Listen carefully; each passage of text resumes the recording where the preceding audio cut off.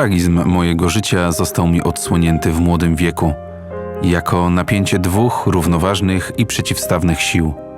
Afirmacja, otwarcie się, dar przeciwko negacji, wycofaniu się, samokontroli. Byłem więc typowym salu, według definicji Sartra, czyli człowiekiem, który tak się urządza, żeby wierzyć w metafizyczne powody swego indywidualnego istnienia, czyli w to, że jeżeli żyje, to został zawczasu do czegoś powołany. Ładny spokój wiary. Z tajemniczym pociągiem do manichejskiej negacji, do Le moi et Isable Pascala, do zadziwiającego oświadczenia Simone Weil. Kiedy gdzieś jestem, kalam ciszą nieba i ziemi moim oddechem i biciem mego serca. Taki człowiek jak ja jest więc ciągle wystawiony na pokusę skrajnego sceptycyzmu. Słyszy w sobie głos oskarżający go o niewystarczalność własnego istnienia jako prawdziwą przyczynę jego wewnętrznych manipulacji, czyli o zmuszanie się do wiary przy braku wiary prawdziwej.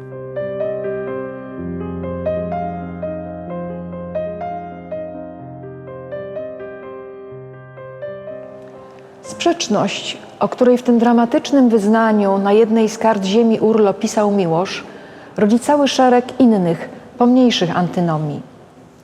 W poszczególnych częściach tego cyklu mini wykładów starałam się nakreślić rozumienie ich poszczególnych biegunów.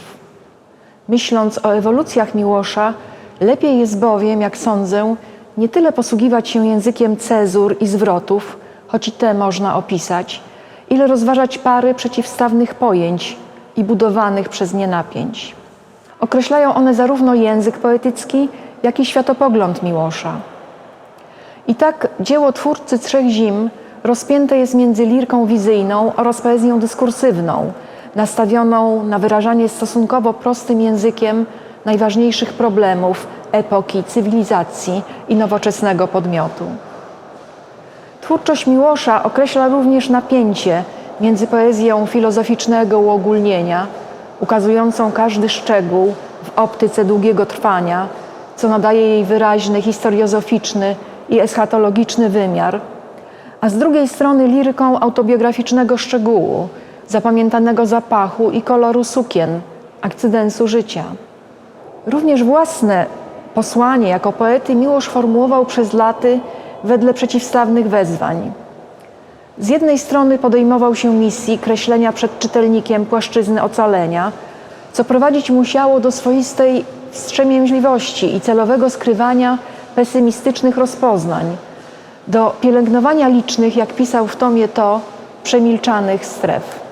Z drugiej strony Miłosz pragnął świadczyć z biegiem czasu coraz bardziej otwarcie o wielości rozterek doznawanych na własny rachunek, choćby o przejmującym lęku starzejącego się człowieka, postawionego wobec własnej i cudzej śmierci, pytającego o rachunek poczynionych zasług i popełnionych win.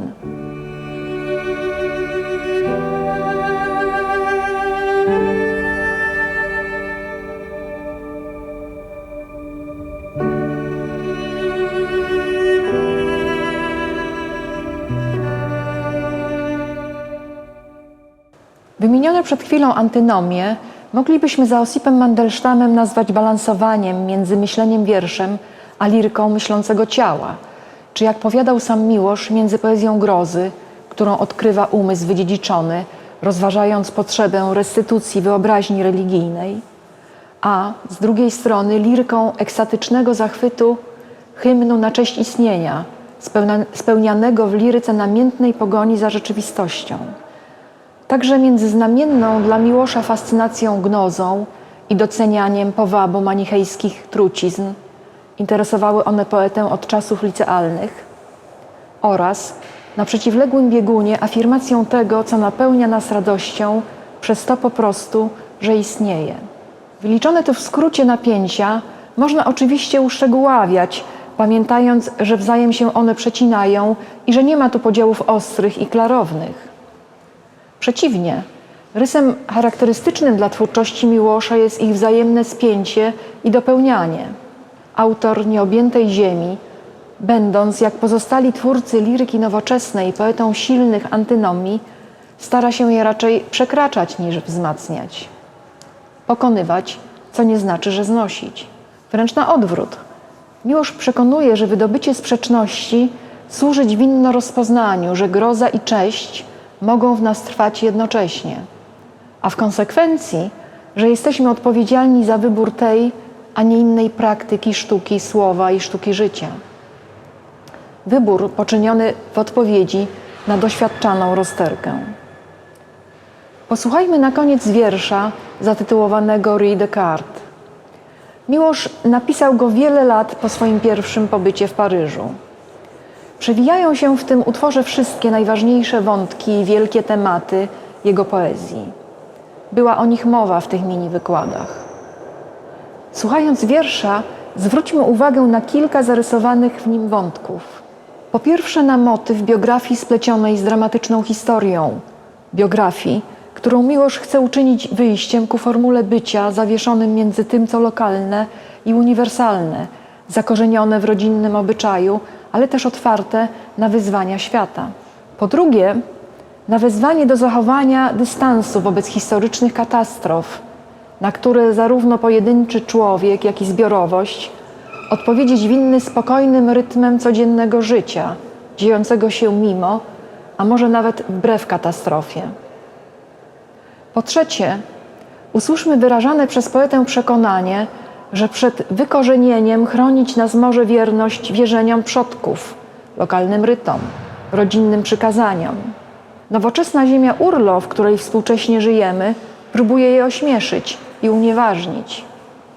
Uciekinier z niej przeciwnie, podpowiada Miłosz, winien nieść te wierzenia i obyczaje dalej, mimo iż wiedza coraz usilniej przekonuje nas o ich wyobraźniowym jedynie źródle.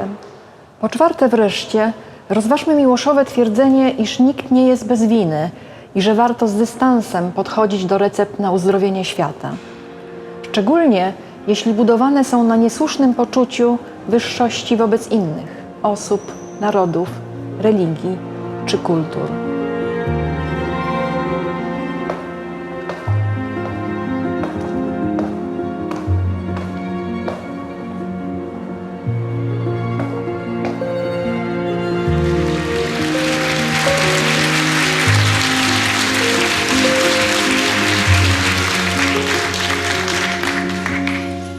Mijając ulicę Descartes, schodziłem ku Sekwanie, młody barbarzyńca w podróży, onieśmielony przybyciem do stolicy świata.